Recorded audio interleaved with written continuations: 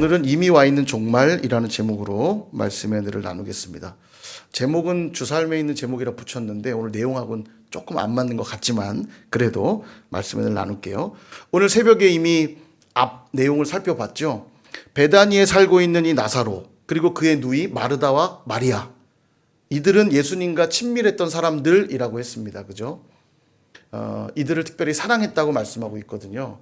누가복음 10장에도 보면 예수님이 방문했을 때 마르다는 열심히 음식을 준비하고 마리아는 예수님 말씀 듣고 싶어서 발치에 앉아서 말씀을 듣죠. 거기가 바로 이 마르다와 마리아예요. 그러니까 예수님이 종종 베다니에 올 일이 있으셨을 때 아마 방문했던 걸로 보여지고요. 이들과는 친밀했던 사이인 걸 보게 됩니다. 그런데 죽을 병 걸린 나사로의 소식을 들은 예수님이 바로 그들을 도와주러 가시지 않고 이틀을 더 유하셨어요. 마치 죽기를 기다렸다는 듯이 빨리빨리 죽어라 하셨다는 것처럼 기다리세요. 왜 그랬냐면 너희로 믿게 하려고 이렇게 말씀하세요. 죽음을 지켜보는 일이 주님께도 얼마나 가슴 아픈 일이었던지 오늘 본문 이후에 나오는 본문에 보면 나사로의 죽음 앞에 주님도 눈물을 흘리세요. 성경에 주님이 우셨다는 표현이 몇 곳 나오거든요. 그 중에 하나가 바로 이 나사로의 죽음 앞에서 주님 눈물을 흘리세요. 이 말은 뭘 의미하냐면 나사로가 완전히 죽고 나서 다시 살아나게 하는 기적이 아니라면 너희에게 믿음이 생기지 않을 걸 알았다는 얘기입니다. 그러니까 철저하게 죽을 때까지 주님이 기다리실 수밖에 없었던 거죠. 여러분, 우리가 얼마나 믿음이 없냐면요, 친한 사람들끼리 얘기하다가도 이 진짜 거짓말이면 내 손에 장을 지진다. 우리 이런 말 어렸을 때 특히 많이 하잖아요. 내 성을 간다. 얼마나 서로 믿음이 없으면 이런 황당한 조건을 걸겠어요. 장을 지지는 게 이게 쉬운 일입니까? 성을 간다. 서로가 얼마나 믿음이 없는지 몰라요. 하나님이 그런 우리를 아시기 때문에 우리를 막다른 골목으로 밀어 넣을 때가 많이 있습니다. 내 힘으로 도저히 할 수 없을 때까지 두시는 거죠. 왜냐하면 우린 조금이라도 힘이 남아있잖아요. 그럼 내가 했다고 자랑질하는 자들이거든요. 하나님이 하셨다는 걸 도무지 인정하지 않아요.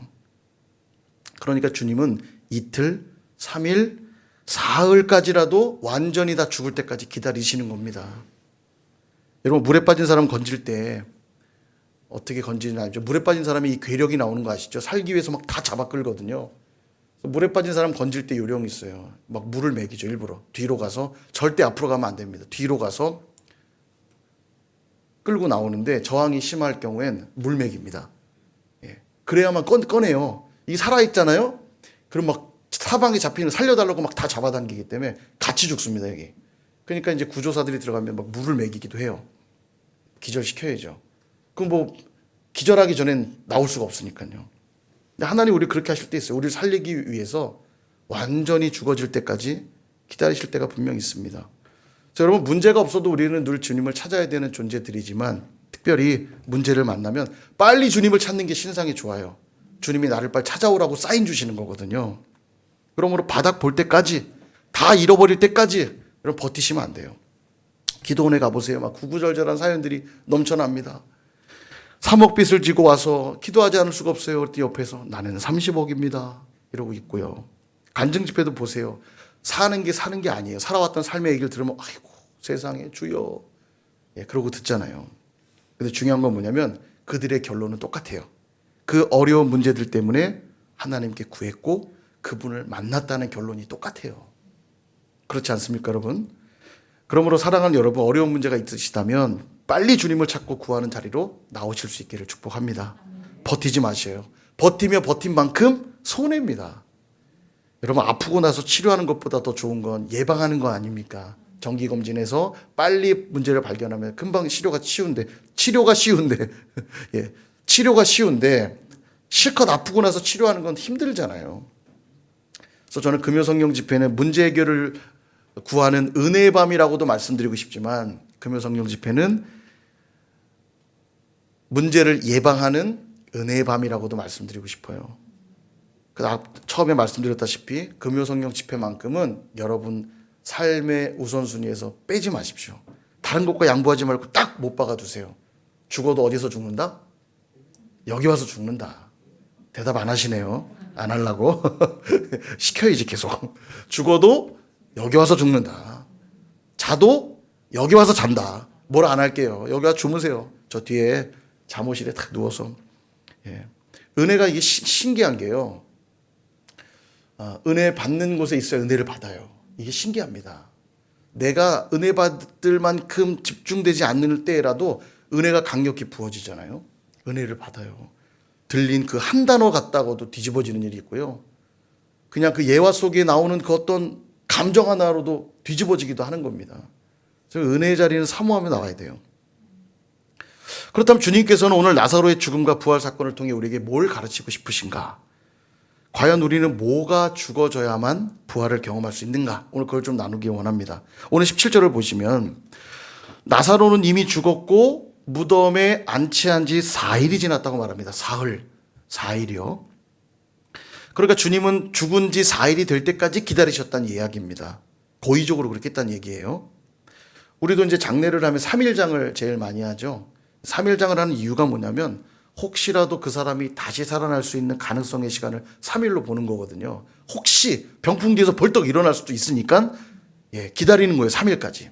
그리고 다시 일어난 일이 없는 걸 보고 이제 하관하죠. 묻는 거 아니겠습니까? 유대인들도 그랬어요. 3일이 지나면 더 이상 살아날 가능성이 없다고 믿었어요. 근데 지금 주님이 며칠째 왔냐면 4일째 돼서 왔죠. 이 말은 그 자리에 있던 모든 사람들이 이미 나사로를 향한 모든 가능성을 다 내려놨던 시간이라는 말이 되죠. 그래서 주님이 오신다는 소식을 들은 마르다가 주님을 맞이하러 달려나갑니다. 그리고 만나자마자 서운함을 표현해요. 21절에 보니까 주께서 여기 계셨더라면 내 오라비가 죽지 아니하였겠나이다. 주님 왜 이제 오셨어요? 이런 말 아니에요. 그죠? 그러나 마르다가 또 이런 고백도 합니다. 22절. 그러나 나는 이제라도 주께서 무엇이든지 하나님께 구하시는 것을 하나님이 주실 줄을 아나이다.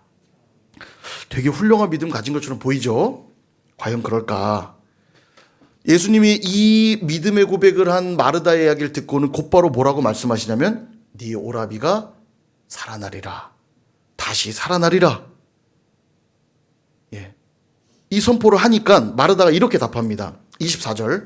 마르다가 이르되 마지막 날 부활 때에는 다시 살아날 줄을 내가 아나이다. 지금 주님은 네 눈앞에서 오라비가 살아날 거라고 말씀하고 있는데 마르다는 뭐라고 하냐면 마지막 날 부활하게 될 것을 저는 믿습니다. 이렇게 말해요. 당시 유대인들 중에 물론 사두개인 같은 자들은 부활을 믿지 않았는데 대부분의 유대인들은 마지막 날 부활하게 될 거라고 하는 교리를 믿었거든요.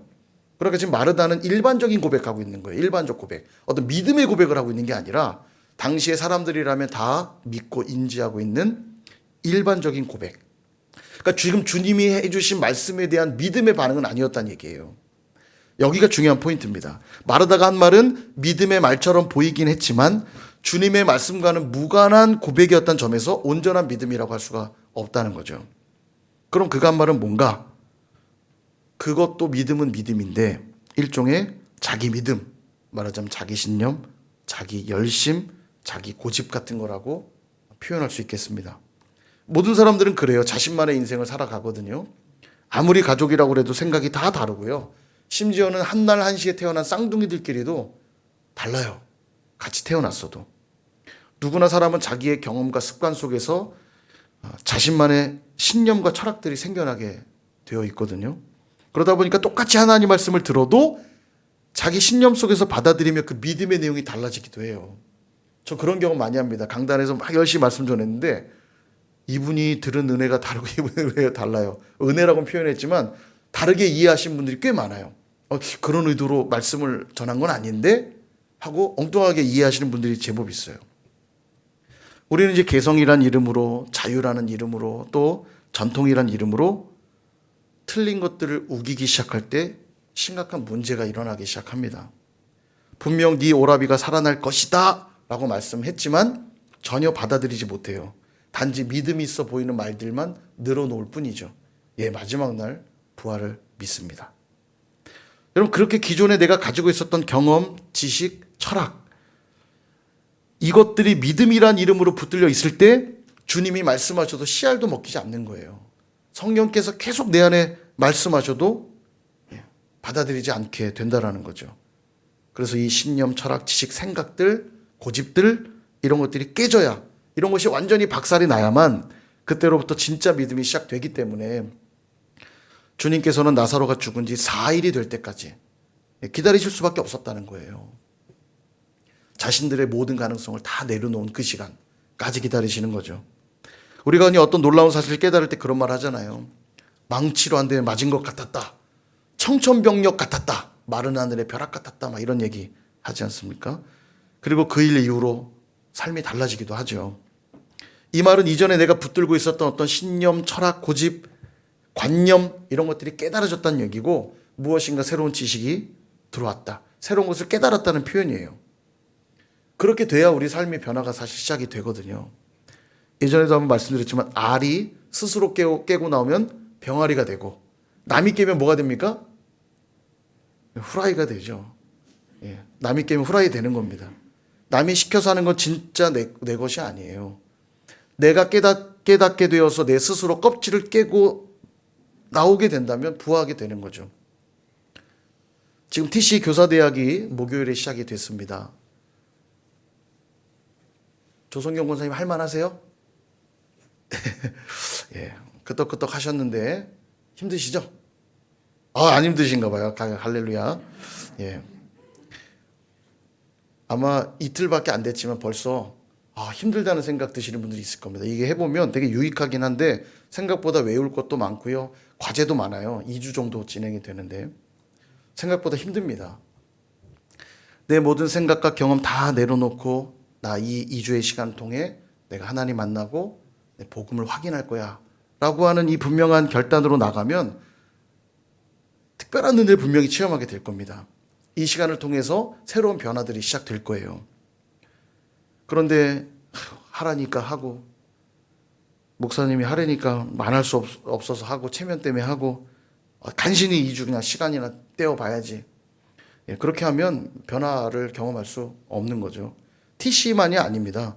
우리에게 주어진 모든 일들이 다 똑같아요. 여러분들에게 맡겨진 일들이 분명히 있을 겁니다. 근데 떠밀려 하고 안 하지 않을 수 없어서 하고 있다면 그냥 계란 후라이 되는 겁니다. 뭐 제가 좋아하는 계란 후라이니까 그것도 먹으면 나름 양식이 될지 모르겠지만 결국 우리는 생명을 얻는 거잖아요. 기독교는 종교가 아니라고 그랬죠. 기독교는 생명이라고 했어요. 생명. 우리가 예수를 믿고 있다면 반드시 나타나야 될 열매가 뭐냐면 생명입니다. 생명. 내가 복음을 깨닫고 은혜를 경험하여 스스로 깨닫고 행하여 변화 가운데 나오면 병아리가 되는 거죠. 생명의 역사 경험하는 겁니다. 그래서 지난날 내가 가졌던 그 잘못된 껍데기들을 깨닫고 깨뜨리는 건 너무너무 중요합니다. 여러분 제가 말씀드린 이 내용 모두가 동의하실 거예요. 맞아. 지난날 나의 잘못된 생각들을 깨뜨려야 변화가 시작되지. 그럼에도 불구하고 변화가 잘 일어나질 않아요. 그 이유가 뭐냐면 죄성 때문입니다. 죄성. 우리 안에 있는 죄성은 잘못된 걸 알면서도 그 잘못된 것에 익숙해지면요. 그거조차도 잘 바꾸지 않으려고 하거든요. 그래서 이걸 죄의 복원성이라고 합니다. 늘 죄의 자리로 돌아가려고 하는 습성. 이게 참 무섭습니다. 처음에 죄를 지으면 불편한데요. 반복되면 죄책감 사라져요. 편안하게 여깁니다. 그 일조차도. 주일 예배 한 번 빠지는 게 어렵지 2번, 3번 빠지면 쉬워져요. 뻔뻔해집니다. 그죠? 여기는 그런 분 안 계시겠지만 또 어려운 문제 찾아와서 주님 도와주세요. 주님의 은혜로 문제 해결되고 나면 그 은혜에 힘입어 계속 주님을 더 잘 믿고 신뢰하며 살아야 되는데 다시 또 옛날로 가요. 그죠? 문제 찾아오기 전의 모습으로 돌아갑니다. 이게 죄의 복원성이에요. 다이어트 해보세요. 할 때뿐이죠. 금방 요요 현상 일어나고요. 운동해서 근육 만들면 꾸준히 운동해야 유지되는데 게을러지기 시작하고 3, 4개월 지나면 또 예전의 상태로 돌아가죠. 예전에도 한번 말씀드렸지만 그 연예인이 자기 웃는 상 되고 싶다고 수술한 얘기 해드렸잖아요. 저는 그 얘기가 참 너무너무 재밌고 신기하더라고요. 자기 웃는 상이 되고 싶다고 수술을 받은 겁니다. 여기 얼굴 근육을 다 이렇게 당겨주는 수술을 한 거예요. 이게 얼마나 고통스럽겠습니까? 막 몇 날 며칠을 소리를 지르더래요. 이거 직접 보신 분이 얘기해 줬는데 병원에서 몇 날 며칠 아프니까 소리를 지르더래요. 보름 정도가 지나서 이제 다 이제 마무리하고 퇴원을 하는데 의사가 이 한마디를 하더랍니다. 집에 돌아가셔서 웃는 연습을 계속 하셔야 됩니다. 근육이 자기 자리를 기억해서 계속 연습하지 않으면 다시 옛날 표정으로 돌아갈 거예요. 이렇게 말하더래요. 그럼 수술 못하러 합니까? 그까짓 거. 그죠? 교회 와서 그냥 은혜 받고 그냥 여기서 웃고 기뻐하면 은혜 받고 바뀌는 게 쉽겠어요. 그 고통스럽게 수술해갖고는 마지막 듣는다는 얘기가 집에 가서 거울 보고 웃는 연습을 많이 해야 됩니다. 그러니까 그렇게 무서운 거예요. 이 근육이라는 게요. 우리 안에 있는 영적 근육도 마찬가지입니다. 우리 안에 있는 몸에 배 있는 그 죄성들, 게으름, 나태함, 또 교만함 이런 것들은요 끊임없이 그 자리로 돌아가려고 하는 복원성이 있어요. 오늘 은혜 받고 이제 돌아가면 이제 내가 주님만을 위해 살 것 같지만 집에 가서 가족들과 또 조금 부딪히고 성도들하고 조금 관계 어그러지고 몸이 조금 피곤해지고 그러면 또 언제 그랬냐는 듯이 금방 또 죄 짓는 자리로 가가지고 은혜 다 쏟아붓고 우리 늘 그렇게 살아오지 않았습니까? 이 죄의 복원성입니다. 죄성이 그래요. 끊임없이 하나님께 돌아가려고 하는 게 아니라 자기 중심의 그 편안함 가운데로 돌아가려고 하는 성향이 우리 안에 있다는 거예요.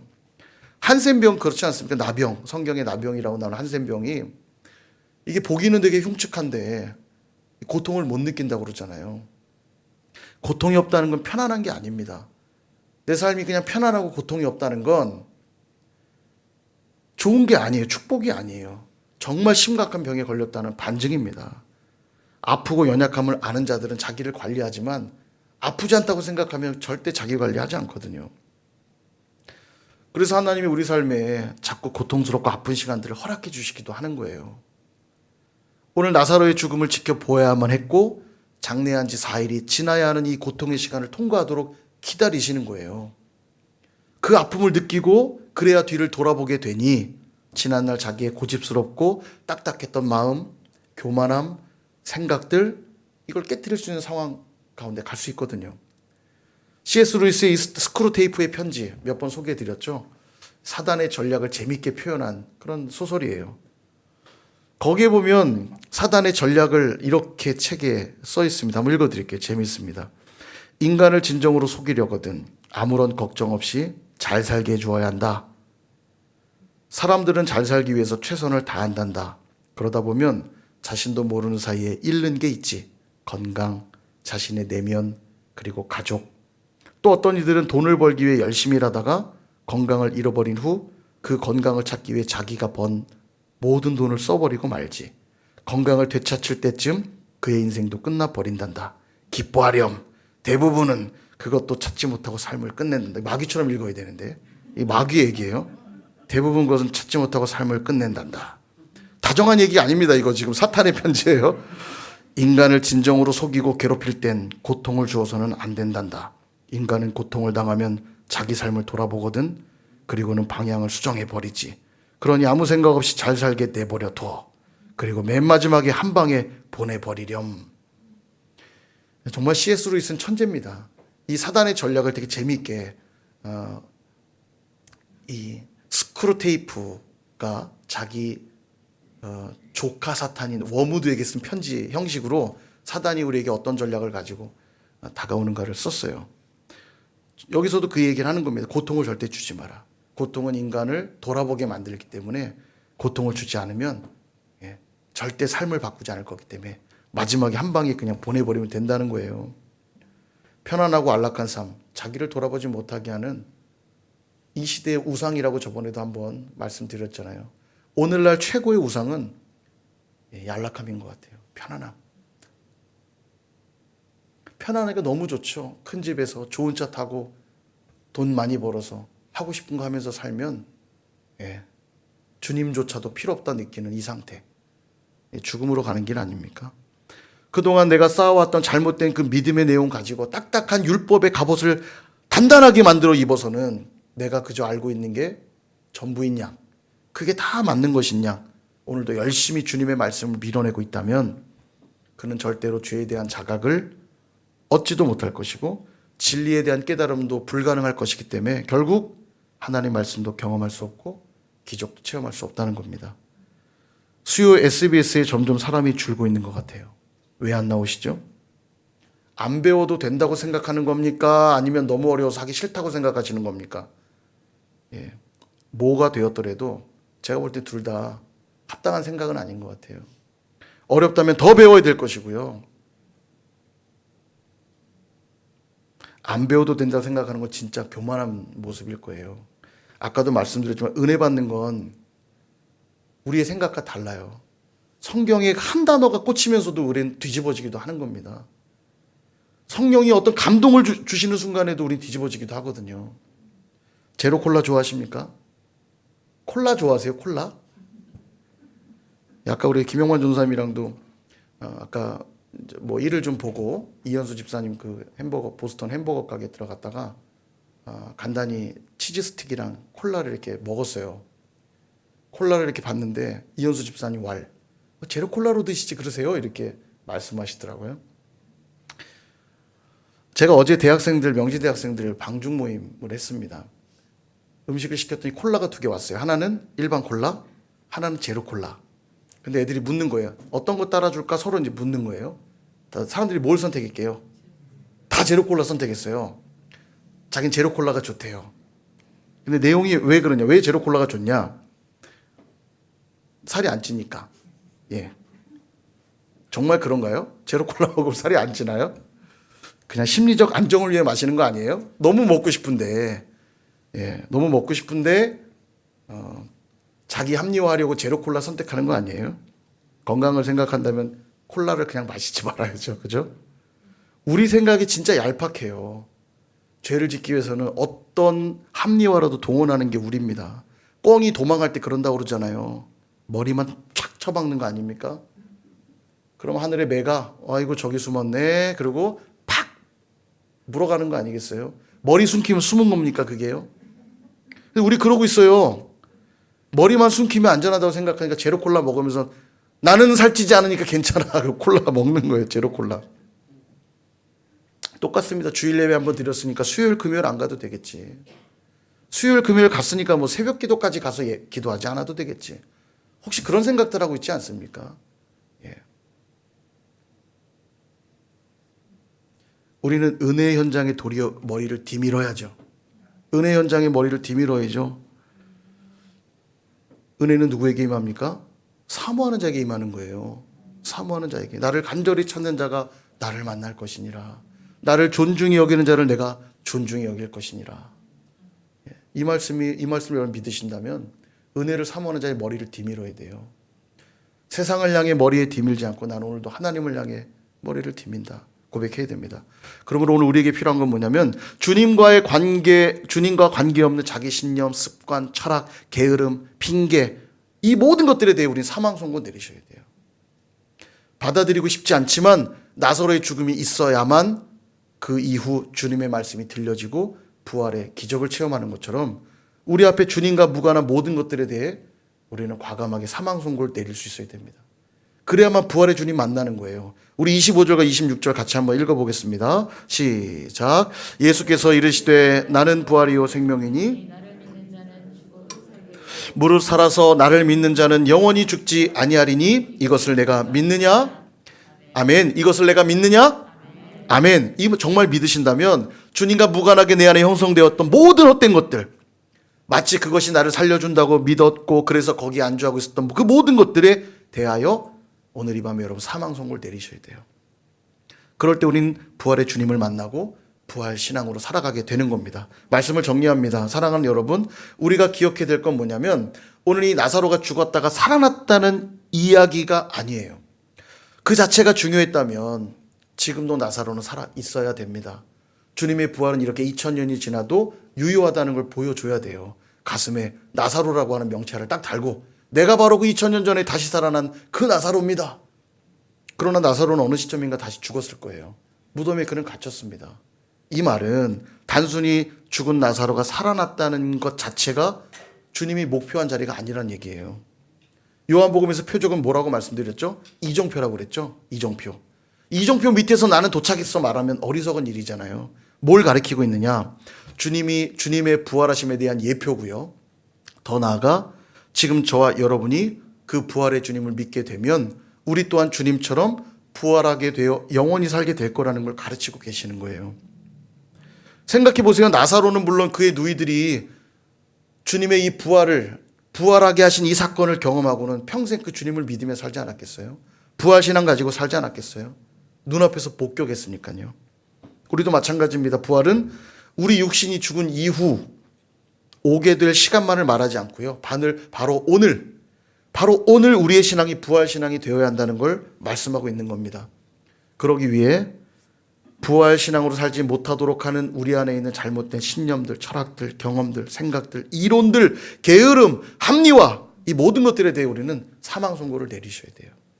그럴 때 비로소 부활의 주님 만나고 부활 신앙으로 살아가게 될 줄로 믿습니다.